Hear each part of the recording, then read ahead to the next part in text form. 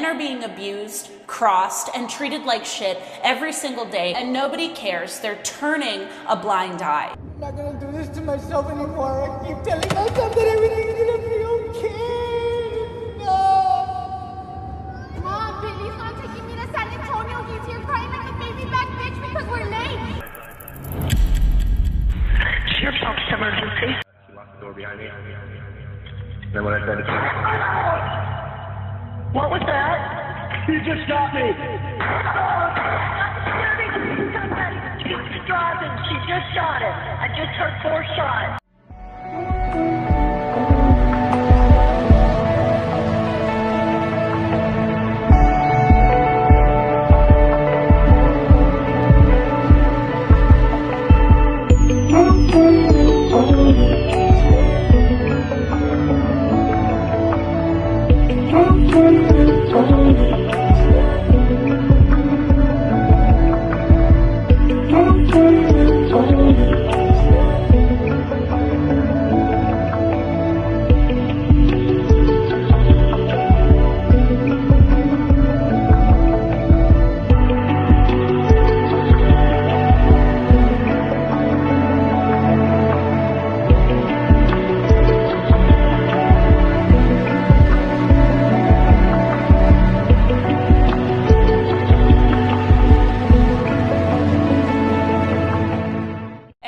We hear about women demanding safety, boundaries, and respect, but when the man is a victim, suddenly the world goes silent. Today we're going to be breaking down 3 cases that show exactly why men feel unsafe, unheard, and just disposable. Case number 1, a man who was abused, believed his children were being abused, and was pushed past his limit by his partner. Case number 2, a DoorDash driver was specifically told to leave the food on the doorstep, and what does she do? She pushes open the door. She then proceeded to dox this customer, not just him, but is Willie the One-Eyed Wonder Wiener as well. If a man did this to a woman, we know that it would be national news, right? Protests, hashtags. But what happened to Little Miss I'm the Victim will definitely shock you, so stay tuned. Men are being abused, crossed, and treated like shit every single day globally, and nobody cares. They're turning a blind eye. Equality doesn't mean believe all women, it means believe victims, and men are victims too.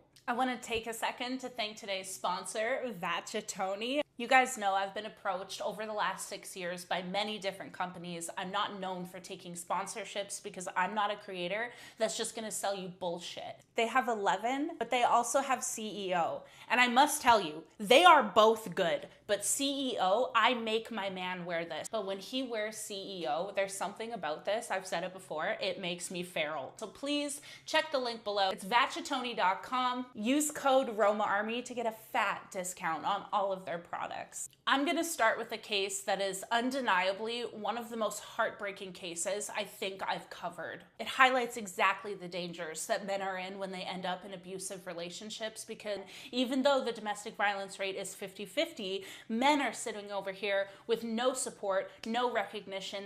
50% of the time in America, if they call the police to get support because they're being abused by a woman, they will be arrested. 50% of the time. You can do everything right. You can even leave your abuser and you can end up in a situation where you are now doing 50 years. I'm talking about the case of Billy Delgado, and it all kind of started with this video. Now, I do have to put a massive trigger warning here. This video is incredibly difficult to listen to, so I will put the timestamp right here where you can move forward. For those of you that are listening on a podcast platform, that timestamp is 7 minutes. Stop hitting me, please. Can you take me to San Antonio, please? I'm not. No, I will pay you if you take me to San Antonio, no, please. baby, you put yourself in this situation and I can't do it. Always me! I can't do it. I can't do it. Daddy's sending me to jail, Mommy. I'm Stop not by saying- not taking me to San Antonio. Brainwash Daddy's him. sending Mommy to jail. I'm not gonna do this. Billy, I'm asking you to fucking turn around. I know, baby. Yeah, I'm done. Like, no. Then pull over and walk home. I'm not. I'm gonna call my mom. Billy. Call your mom. I can drop you off at your mom's work. I'm not gonna do this to myself anymore. I keep telling myself that everything's gonna be okay. It's not. Mom, Billy's not taking me to San Antonio. He's here crying like a baby back bitch because we're late. Mom, I need to get to San Antonio. I already called my fucking probation officer and he doesn't want to take me. We were on our way and now he turned back. Mom, I really need to get to San Antonio. I'm not gonna do it. I'm done. Like, yeah.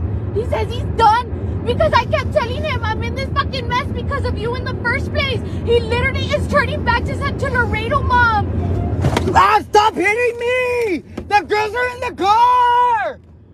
We're gonna crash! Park right here. Park right here. Okay, we're gonna crash! Right here. My mom is coming. Okay, I'll take you to the Love's Bar. Park right here. You're not even on the phone with her! He is. Look. Let me talk to her! Look. Let me talk to She's her! right there. Where can I meet you, Edith? Mom, I really need you to take me to San Antonio, Mom. I'm not even fucking playing. I'm not gonna do it. Pull over right here. He's meeting. I'm gonna drop you off where your mom's work is at. Oh my God, Mom! I already called my lawyer and he said that I better be there by 9 o'clock. If not, I'm gonna go to jail. Mom. We weren't even gonna make it. Shit asshole that I am, Mom. All because I'm you not gonna stayed say up nothing late. about what happened, but tell your mom whatever you want. Just drop me off at the Lowe's. I will. Drop me at the grocery I will. I will.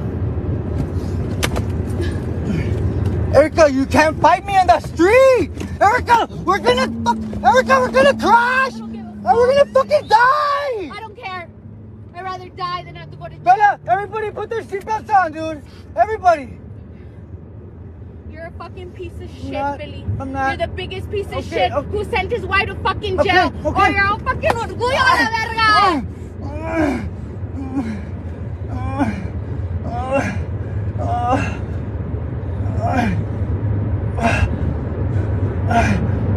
Send me the $40 now. I am. Send me the $40 Okay. now.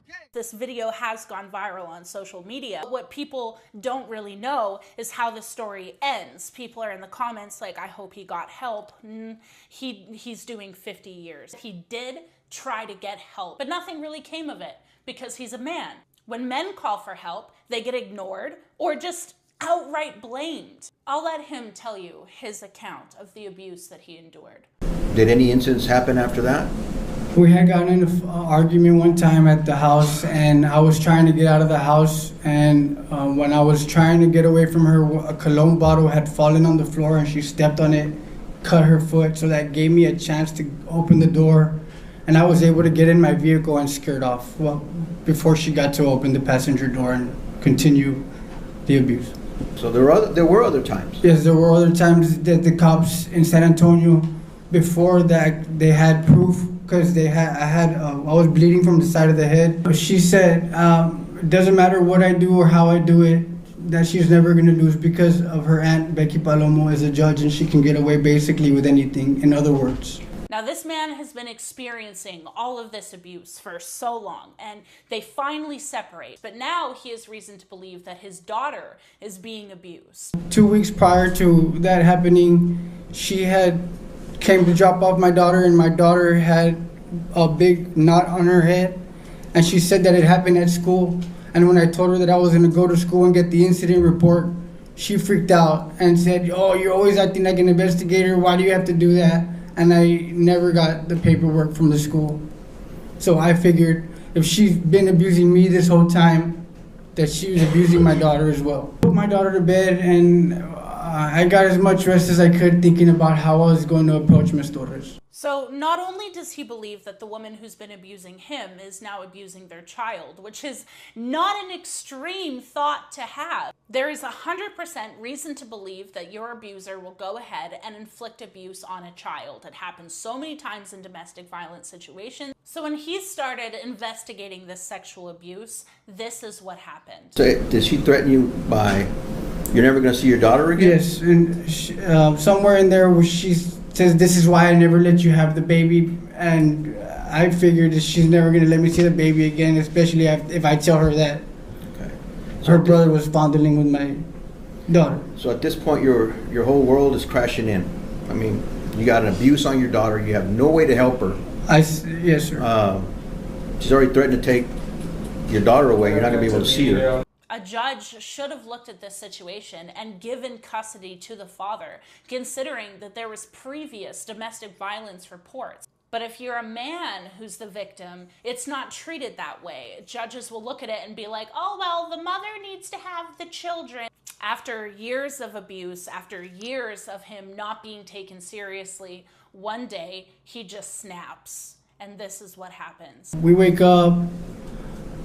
I made my daughter pancakes as well for my roommate. I made breakfast, and I was thinking about how I was gonna approach it. So I decided I would call Miss Torres.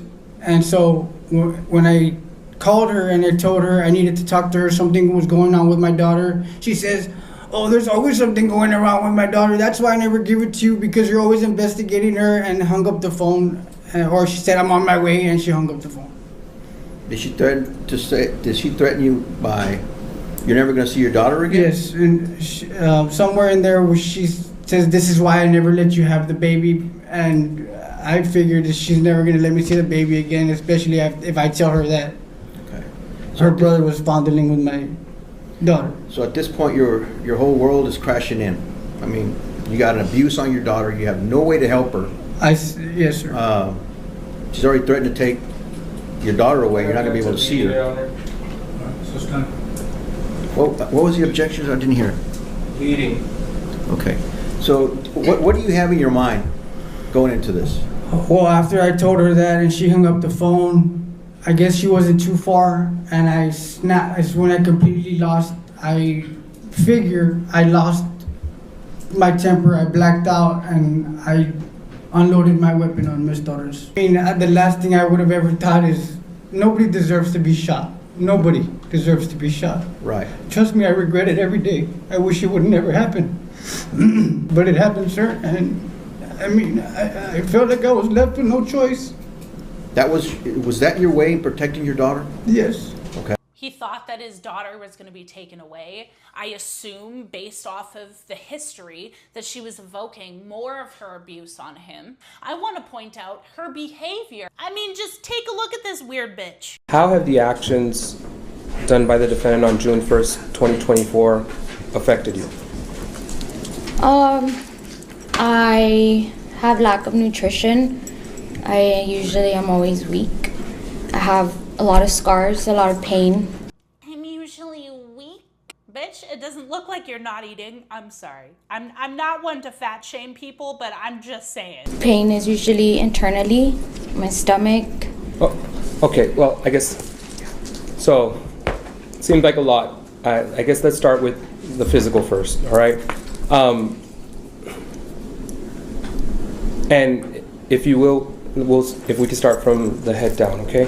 Like, she's just so weird. You can't tell me that she's not a weird bitch sitting on there. You've been traumatized, right? You're the victim. And you're sitting up on the stand, like, laughing. But this reminds me of another case where a man is being abused by his wife. His wife is in the military. She's a high-ranking officer. And this woman starts setting up an alibi to say that she's abused. She starts calling 911 and saying, you know, my husband's hitting me, and he's in the background, like, clearly not hitting her. Well, one day, it all escalates. My wife has locked all the doors and said I'm not allowed to come in. So I'm outside with my daughter screaming that she wants to go inside and I can't. Okay, what's your... Yeah, y'all have already been out here once today. Yeah, and you said that now your wife is not allowing you to come outside? Come inside, yeah. Come inside the home? Yeah. Okay. Isn't there like another child home as well? Yeah, right? my 4-year-old's inside. She said he's napping, and my 12-year-old stepdaughter is inside. The police had already been out there earlier that day because she claimed that he was abusing her. The police found no evidence of this. They inevitably made her allow him to go back into the house, which that in itself speaks a lot because usually in domestic violence situations, they make couples separate. But that's when things escalate. And this is the second and last 911 call. Sheriff's Office Emergency. Hi, you guys have been out to my house twice today, and then most recently the deputy talked my wife into letting me in the house, and then she locked me in the garage and tried to break my arm when I was trying to get back inside. She's currently got me locked in the garage because earlier she broke both of the big doors, and then when I came out here to fix it after getting in the house earlier, she locked the door behind me. And then when I tried to What was that? You just shot me! Oh, I got the shooting with somebody. He's driving. She just shot him. I just heard 4 shots. Sir, are you there?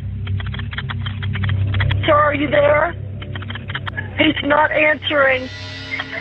Now, the reason why I bring these two stories together is because these are two men that have been abused, that have reached out to law enforcement, and even though law enforcement should have separated them, but because I feel like it wasn't taken as seriously as it would if he had been a woman. Now, the woman in the first case got away with it. He got 50 years in jail, and I'll read the news article to you in a moment, but in regards to this man being shot in his garage, the woman would have gotten away with it if it wasn't for him being on the phone with 911 because she had made previous reports. She would have gotten away with self-defense. The police had the 911 call. They physically heard her open the door, and so her self-defense claim was not accepted. But in the case of Billy Delgado, he wasn't so lucky. He did not get the justice that he needed. One news report reads, a jury sentenced Billy Delgado to 50 years in prison Wednesday, July 30th, for shooting his ex-wife 5 times during a custody exchange in 2024. These men